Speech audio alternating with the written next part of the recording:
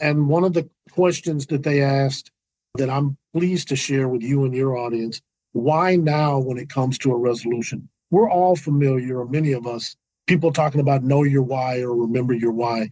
That's not going to be enough to keep you on track.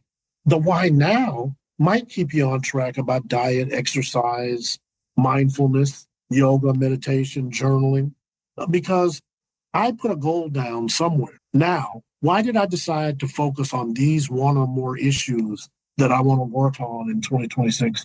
And what the why now helps us do is reward ourselves on good days, Jonathan.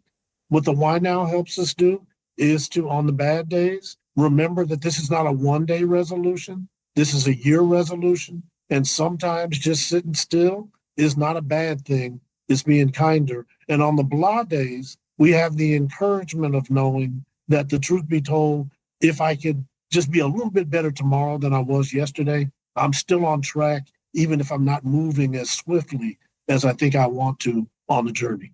Hey, everybody, this is Jonathan Marx from GoToHealth. Happy New Year. It's great to have you with us, and it's so nice to be back. I hope you enjoyed your holidays and are off to a great start for the new year. As the new year has approached, many people admit they're carrying more worry than usual into 2026. Data from the American Psychiatric Association and the APA Foundation shows rising uncertainty about what the new year may bring, and it's prompting a closer look at habits like sleep, boundaries, and healthier routines. These concerns are expected to shape New Year's resolutions as people look for simple ways to feel more grounded. 38% of folks say they have set a mental health resolution, and many are keeping it simple. A little more fresh air, a little more rest, habits they can stick with, rather than a long list of promises. These small choices reflect a shift towards routines that support well-being and make the year ahead feel more manageable. Our guest today is Rawle Andrews Jr, Esquire. He's the executive director of the American Psychiatric Association Foundation, the philanthropic arm of the American Psychiatric Association. The American Psychiatric Association and Foundation have recently conducted a mental health survey to see how people are feeling and what they're doing about making themselves feel better in the new year. We'll ask Rawle Andrews all about that. And before we get to him, a reminder, if you like what we're doing, please give us a thumbs up or a 5-star review on Apple, Spotify, or YouTube, or wherever you're listening to us. It helps us get the word out to more people. Thanks in advance. So welcome back to the show, Rawle Andrews Jr. How are you today? It's really nice to have you back. This is your third show with us, and I'm really glad to have you back with us today. Doing well, Jonathan. I hope you can say the same, and it is always a privilege to be with you and your audience. Good, thank you. So tell us, you've done a survey recently. What's the latest survey findings from the American Psychiatric Association and Foundation? What do they tell us about how people are feeling heading into 2026? So, Jonathan, as you know, and your audience should know, every year the APA does a New Year's poll to figure out what's on people's minds as we go from one year to the next. This year was no different. And so over half Americans who responded to the poll are feeling anxious about the new year for any number of reasons, local, national, international. But 4 in 10 of Americans, almost 40%, actually said they're going to do a mental health related resolution this year. And we're very encouraged by that. Wow. So when you talk about a mental health resolution, what do people mean? What are they thinking about? So some of these resolutions are tied to physical health and fitness. Some of these resolutions are tied to diet and exercise or financial goals. But what we see in the poll, really for the first time, is a greater understanding by Americans that our physical health is tied to our mental health, and our mental health is tied to our physical health. And so when we come up with these resolutions, Jonathan, it's because we feel some way about the current situation and we want to change it for the better. Got it.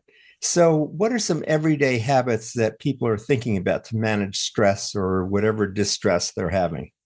So we're looking at lifestyle practices in consultation with our doctors at the APA. And so what we're seeing is, again, 44% of Americans looking at physical fitness and maybe either starting to exercise or looking at gym memberships. Yep. People looking at budgeting and home economics, 42%.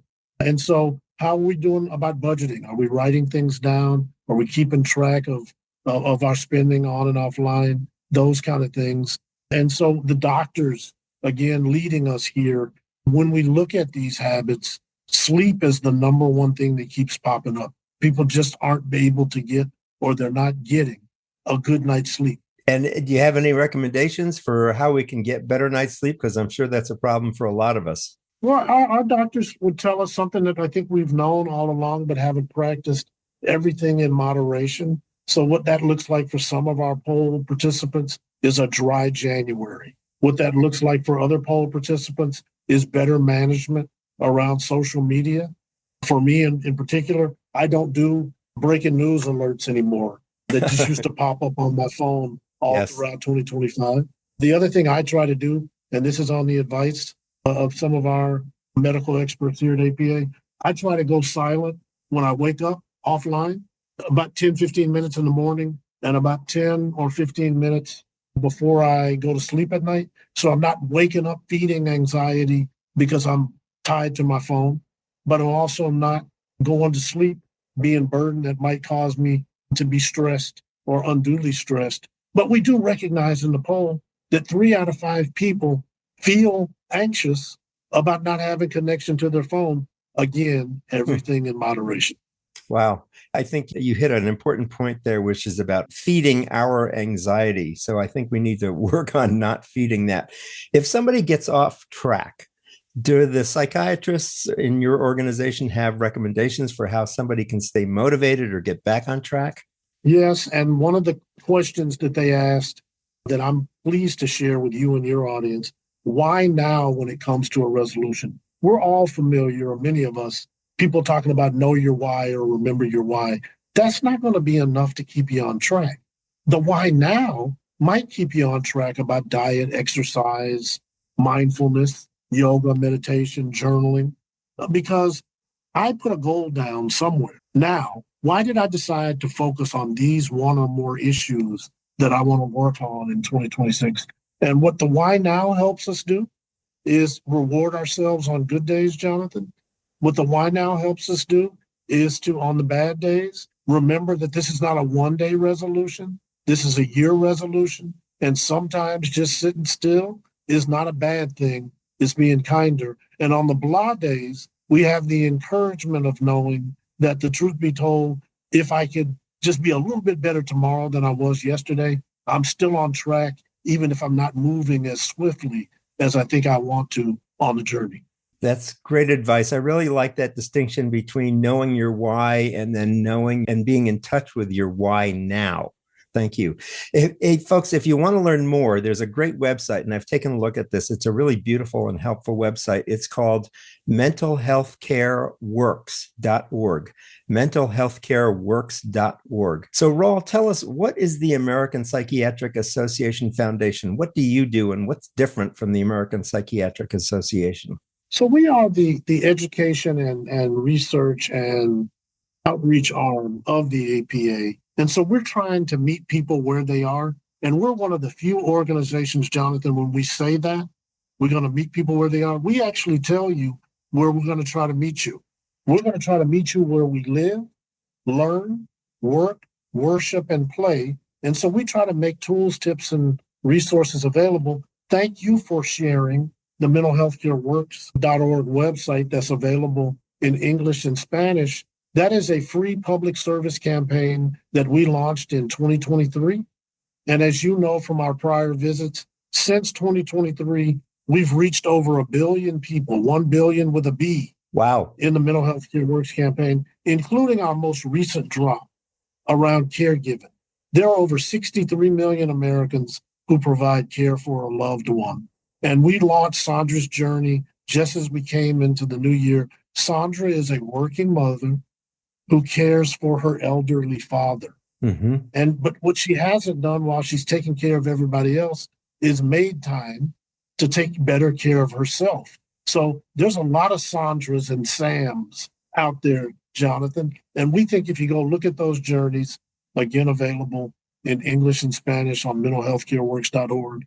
You'll better be able to identify or evaluate what your options are. Because what the poll teaches us is that some of the uncertainty we have is we either don't think we have options or we don't know what our options are. And here's a free resource. So if you have mental health as a resolution or you want to, maybe the first step is let's just go to mentalhealthcareworks.org and poke around and learn a little bit more about what's going on. Now, what advice do you have for us, Rawle? When somebody gets into psychiatric or mental health trouble, it's really difficult for people to take care of themselves or get out of whatever they're in. What can we do as people who care about them or as friends to help them get help? For too many years, we have been proactive, but not maybe as proactive as we should about our physical health. But we have only been reactive when it comes to mental health. And so what that means is we're in acute need, even though there might have been signs and symptoms all the way along. So one of the things we do at the APA Foundation, we operate in what we call the Notice, Talk, Act framework. We think the Notice, Talk, Act framework is the stop, drop, and roll for mental health in our lives, where we live, learn, work, worship, and play. And what we can ask folks to do is to look at mental health like a ladder, Jonathan. And so if you are getting ready to climb up a ladder and you say, hey, Rawle, can you hold a ladder sturdy while I go up and do some work? There's no shame in that, right? The same is true for mental health. It's okay to not be okay, but it's not okay anymore to not seek help if you need it. So, Jonathan, yes, I'll hold the ladder for you because I trust that when I'm getting ready to go up the ladder on my mental health journey, you'll be there to hold the ladder for me. You just said something very important, Rawle, and I want to learn a little bit more about that. You just said it's okay to be not okay. Tell us a little bit more what you mean by that. So we all have stress. We all have physical and mental health concerns, and that's okay. And for many folks, when they have physical health concerns, they don't think anything about going to see a doctor or telling people about it. I can tell you when I'm with the oncologists, they tell me that when people have a diagnosis of cancer, there's almost a stampede of help and people are overwhelmed. When people admit that they have a mental health concern, there's basically vast wasteland of nothingness. Everybody disappears. But what we love about this poll is that younger adults are leading a new transformative movement.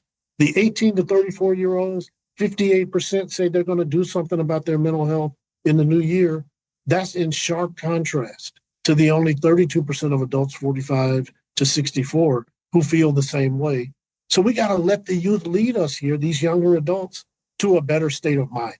I love this message. Folks, it's really okay to be not okay. It's just another thing that's going on in life that you need to take care of and be aware of. Or if you notice somebody who's having trouble, hold the ladder for them, get them some help. Rawle, are there any questions that I haven't asked that I should have, or is there a last message you'd like to leave with people today? So I think we've hit a lot of good things, but I do want to remind folks that the mentalhealthcareworks.org website is in English and Spanish, and that might be a good first step for you. But there may be some folks in your audience who need immediate help or should consider immediate help. You can call, text, or chat 988-24/7-365 to talk to somebody in your own community about what are the culturally appropriate tools and tips and resources closer to you. And then finally, we would be remiss, and we've done this on your show before, we're still blessed to have our Notice, Talk, Act at School program, offering that free stop, drop, and roll for mental health resource to any K-12 school in the United States and territories for free. Because of that grant, no cost to the school, no cost to the teachers and staff, no cost to the parents or guardians. Why wouldn't we, as one of our resolutions, help our young students by bringing mental health resources through Notice, Talk, Act at School to your community? And you can go to apaf.org/schools to learn more about that NTA at School program. Good. Rawle, I love the message you're bringing to us. And folks, if you feel like you need some help, don't be ashamed about getting it. If you see someone who needs help, Help them, give them the ladder. Again, these websites are mentalhealthcareworks.org. And Rawle also just mentioned APAF.org. That's the American Psychiatric Association Foundation. Rawle, it's been great having you. I'm so glad you're here in the new year with us, and it's great having you back. Thank you. And we're always privileged to be with you and welcome any invitation to come back. But look at that mentalhealthcareworks.org website and check out Sandra's journey. And I bet you're one of those in your audience of that 63 million Americans who is trying to get better so they can help the people they love better. Good. Thank you so much. We've been talking with Rawle Andrews Jr., Esquire. He's the executive director of the American Psychiatric Association Foundation, which is the philanthropic arm of the American Psychiatric Association. He's also the president of the Bar Association of the District of Columbia, and his duties include leading the APA Foundation's public education, research training, strategic partnerships, and mental health equity initiatives. Thanks for being with us, Rawle. It's been a real pleasure, and Happy New Year to you. Thank you, sir. So remember, everybody, Happy New Year. Take care of yourself physically and mentally. This has been Jonathan Marx with GoToHealth, and as we say at the end of every show, go to health. God bless. Take care. We'll see you again next time. Bye-bye. Thank you for tuning in today to Go to Health. You are one of almost 10,000 people per day who enjoy the evidence-based health information offered by our guest health experts. You can watch us on our website and YouTube and listen to us on 8 podcast networks. Be sure to join Jonathan Marx in our upcoming shows each week. If you like our show, please share this episode with your friends and colleagues. You can subscribe to the show, join our email list, send us feedback, browse through the online store, and view our library of over 150 shows at GoToHealthMedia.com. See you next time, and remember to elevate your life with Go to Health.